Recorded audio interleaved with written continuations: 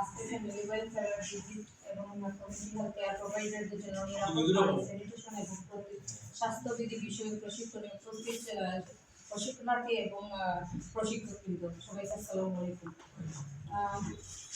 আমি আজকে group DS আমার গ্রুপের নাম আমার বিষয়টা হচ্ছে নিরাপদ ব্যবস্থাপনাকৃত স্যানিটেশন।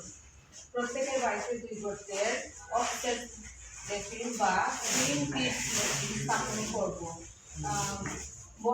বসবাসের ঘরের ভেতরে বা পাশে বা বারান্দায় উঁচু স্থানে গ্রিন পিট লেট্রিন স্থাপন করব।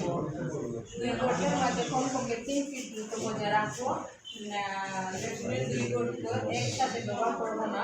এক গর্ত ভরার পরে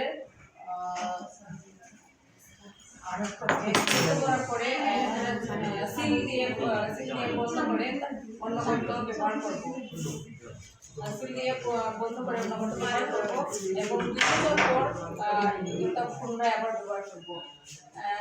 বাড়িটা আমি নিয়মিত পরিষ্কার রাখবো। ময়লা আবর্জনা নির্দিষ্ট করতে ফেলবো। শিশুর মল লেট্রিনের ভিতরে ফেলবো এবং বাড়িতে গবাদি পশুর মলগুলো নির্দিষ্ট জায়গায় ফেলবো।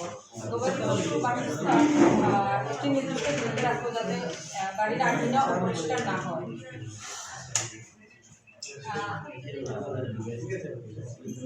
এছাড়া এই খুব সুন্দর